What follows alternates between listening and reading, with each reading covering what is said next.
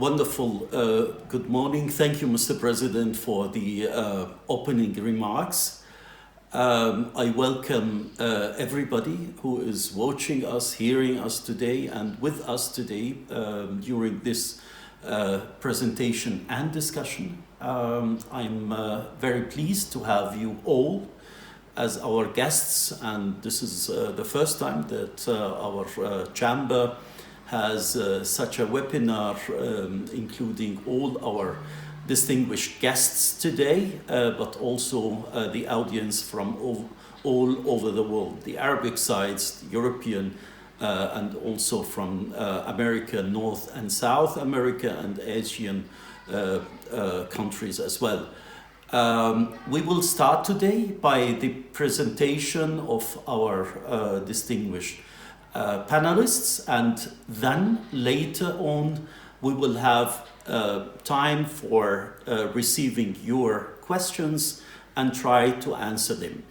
At the beginning, allow me to announce the following. Due to the time difference between our time in Europe, in Vienna, and Vancouver, we have recorded our interview with Professor Penninger, and let us hear what we have had a discussion with him, a very interesting input. Please. A wonderful good morning, Professor Penninger, to you, to Vancouver. We do have a distance of 9 hours between our time and your time. So how do you feel in the morning?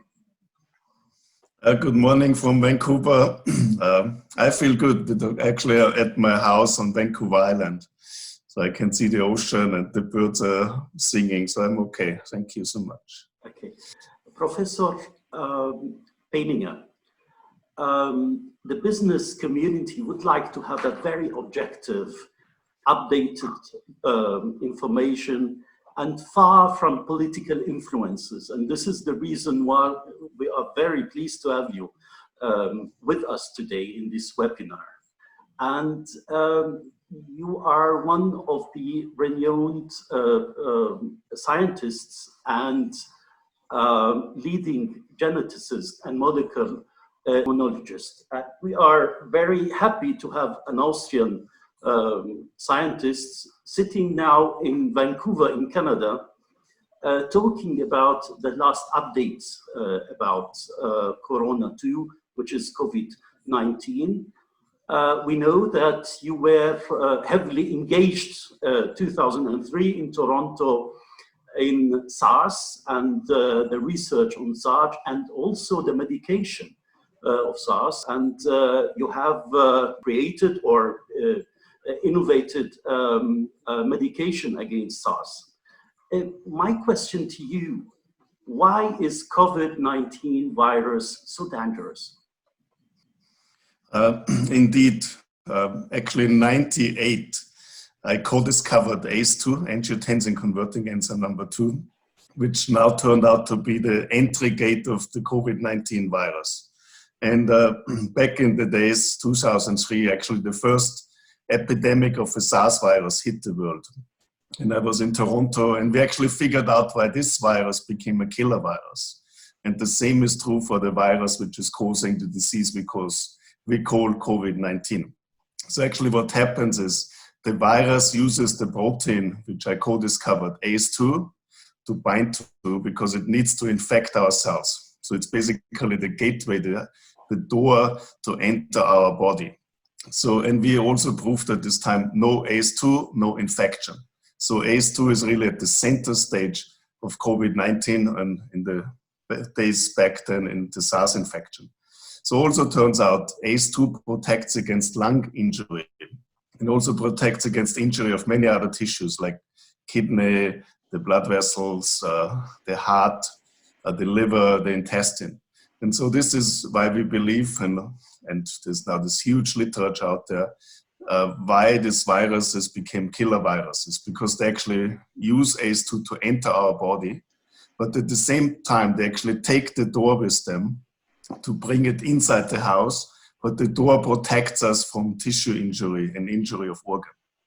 So that's why it became dangerous. And COVID-19 might start here, in our nose and our throat, but then it goes deep down into the lung, because this is exactly where ACE2 is sitting. And if there's severe pneumonia, lung inflammation, then of course the virus spills out from the lung and then infects many other tissues. And of course it can infect many other tissues because this is where ACE2 is. It's the doorway and the gateway into the cells. And this is what we actually discovered many years ago. And based on this, we developed a medicine, which turns out now to be probably the most rational medicine for COVID-19, because it has two functions. First, it blocks the virus, because it's like a sponge. It binds to the virus and gets it away from the real door. And second, it protects tissues. So we have engineered these two functions into one medicine, and that's what we're testing now in Europe. Yes.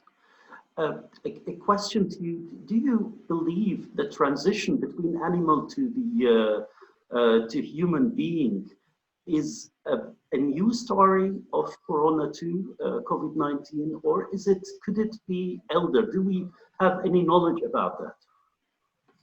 Our viruses have always jumped from animals to humans and also from humans to animals. So this is normal. If you remember back to the plague days, it's animals which transmitted the fleas and which had, of course, then the bacteria. So there were always jumps from animals to humans.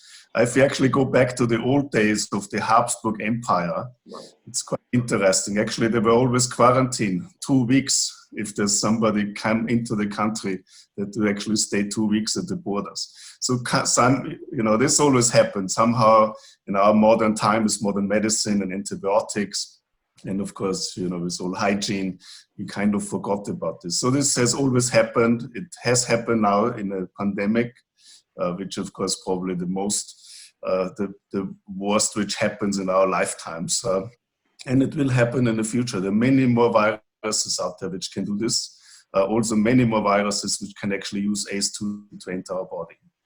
Do you believe that somebody who has been already infected, this is a very crucial question, could he fall ill again, falling in sickness again? Is it possible with the COVID-19?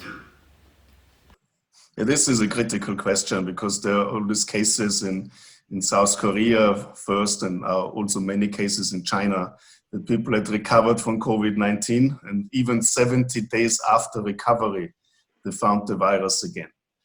So it could come back. It's still not entirely clear if this is happening, so we will see. But in terms of how our immune system responds to the virus, we need to learn a lot, because this will be absolutely critical to develop a vaccine. People should be aware that, of course, now the first successes come out. So, bringing a virus or parts of the virus into body and to get an immune response, our immune system response. But we need a safe vaccine. So there's still a long way to go from having an immune response, which is normal, that's my field, to having a vaccine. For instance, there are actually also coronavirus infections in cats, in horses, very severe diseases in pigs. And to this day, nobody has really managed to make a good vaccine, which doesn't mean we will manage, but this might take a little time to have a really safe vaccine. So first we need a medicine, and I'm absolutely convinced this is what we have to develop first, because this allows us to develop in peace and with time safe vaccines, which of course is critical also. Yes, I've heard, and you elaborated in various discussion with colleagues of your good self, that you are working with a medication and you are now in the phase of testing it. Could you elaborate a little bit of it, and what are the current status of this medication? Yeah, the ACE2, as I mentioned before, it's the critical entry gate to our body. And we discovered all of this in the back days of the SARS infection. Based on all of this, we developed a medicine which basically blocks the virus and protects our tissues.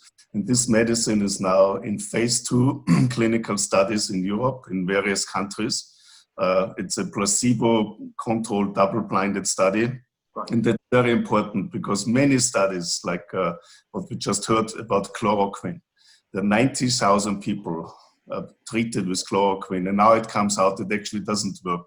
Probably more people died of it because of side effect it has. So we need, and this is critical, we don't need fast shots.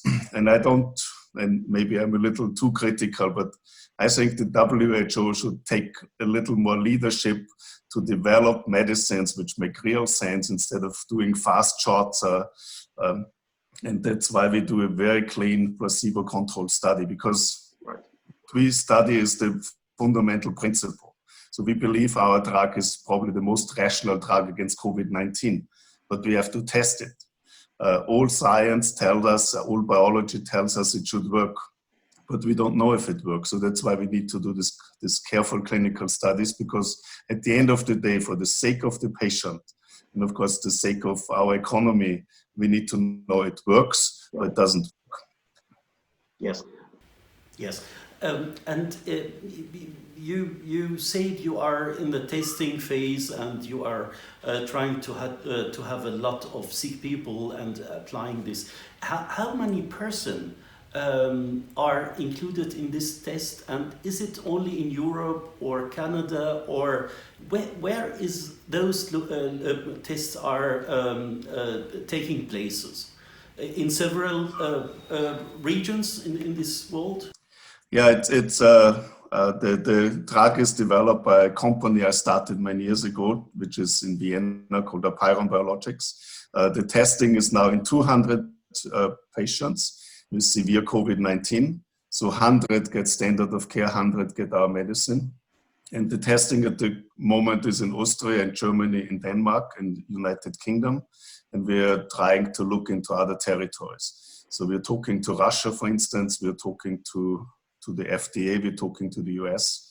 And well, we really want to roll this out now. If this medication successful, and hopefully for all the humanity it should be successful, when do you think it could be presented to the public? And the second, who is offering it? Is it your institution? Is it an official body who is behind it? Or are there some institutions, university institutions and clinics? So we are testing this now. We hope in late summer we have the results. The clinical study is set up in a way that if it shows good positive signs, that there will be actually even approval, even from a phase 2 trial because of a medical need.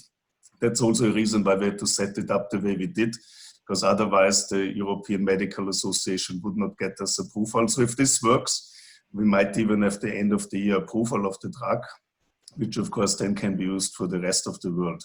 So that's the plan. Yes. And again, who will release it? Who will own this medication?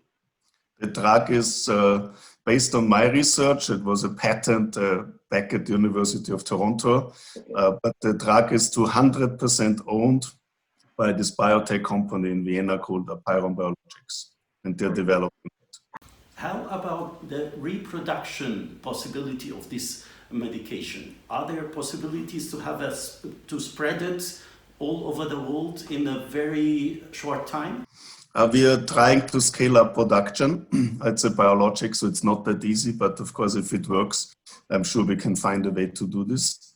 So we're also not talking about the vaccine, because for vaccines, you have to have massive scale up, because we have to vaccinate half of the world, and who knows how often we have to vaccinate them. So our drug is a medicine, a treatment for people already sick.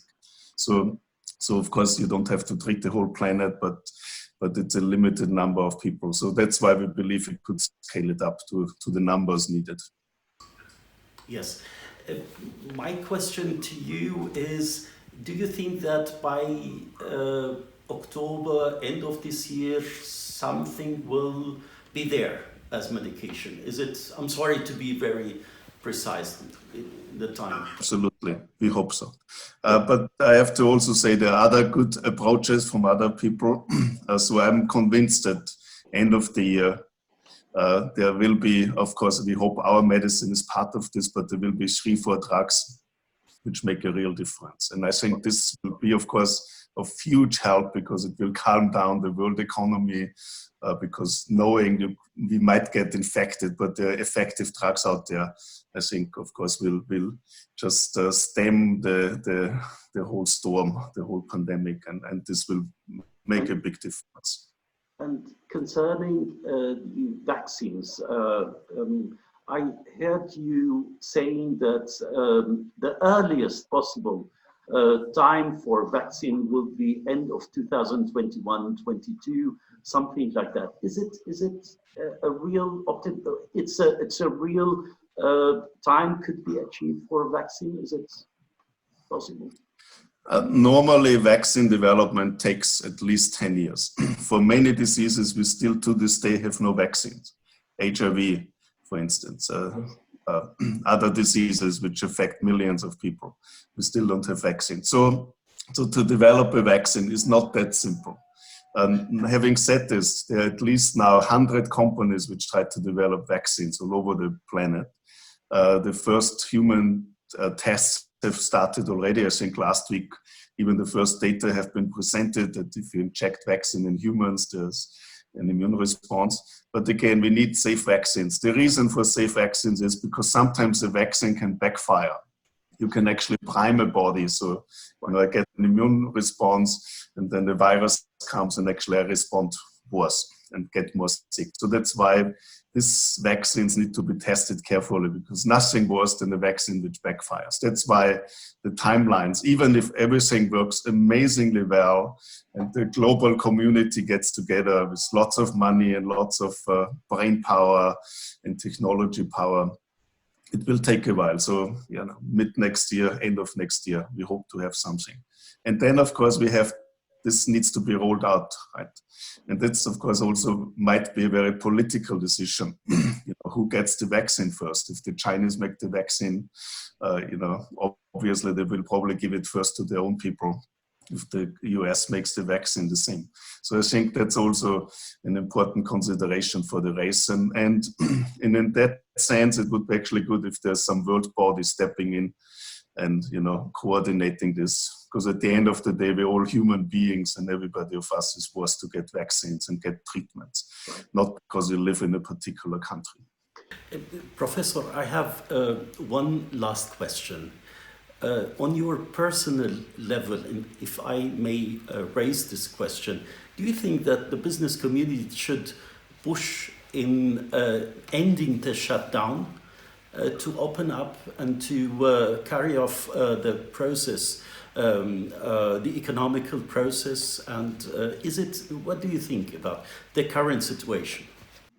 We have to restart the economy again. I was actually around 2 weeks ago one of the crazy people on the planet who traveled. I was in Europe. My main work is in Canada, so my salary is paid in Canada, but I was stuck in Europe because I'm not a Canadian citizen. So I was not allowed to get back into Canada. And 2.5 weeks ago, I figured out how to do this, how to cross the border. And when you actually travel, and we all know Frankfurt Airport and other big airports, what's normally happening, and there's nobody. All the shops are closed. Then I took an airline from Frankfurt to Toronto. I think there were 7 passengers in there. They served a bottle of water. Then it really hits you how our world is shut down. We try for weeks now to get a little package from Beijing to be sent to Vienna. It's logistically nearly impossible. So the logistic things have broken down in some way. So, and seeing this, it's one thing to sit in our homes and it's nice, but to actually travel the world and one realizes how, in what deep trouble we are. We have to reopen. And of course, reopening means certain measures like testing all the time. So I think one can reopen if we test lots of people, if we have health measures, masks, clean our hands, what we should do anyway, and of course have medicines. I do believe we have to do this reasonably fast. Of course, I'm not an economist, I'm a scientist, and but I also, I love viruses. It is my world. I worked with Ebola viruses. I worked with some of the most dangerous viruses on the planet, the bird flu, you name it. So I find them very fascinating. They're an issue of science. We can figure them out. We can learn how they work, how they make us sick, how we can respond to it. So I'm of the opinion, and I'm very convinced that science will solve the issue, and we have good medicine very soon. Professor Penninger, it was our privilege to have you as our guests here, and let me just put this from the point of view of somebody who's coming from the business. We owe you, the humanity owe you a lot, because you are doing a lot of work that can support the whole humanity to rise again. Thank you very much to your good self and to your team who made this possible. All the best to you, to Vancouver, and hope to meet you personally in Vienna when you are here again. Thanks a lot.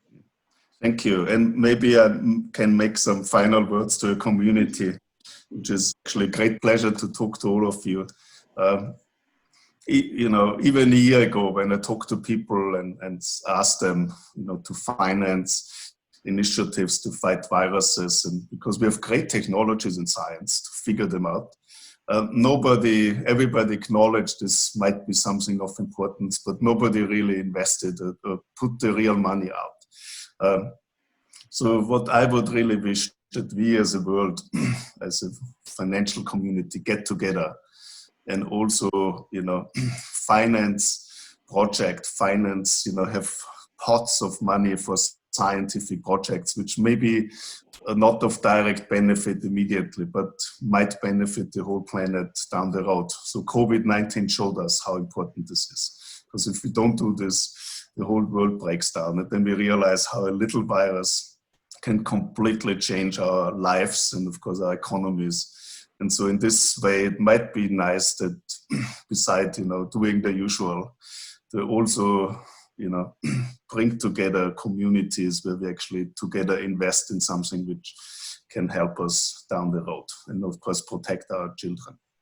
Your words achieve the business community and will achieve them. And maybe we have to have a chat with each other later on off the record about this.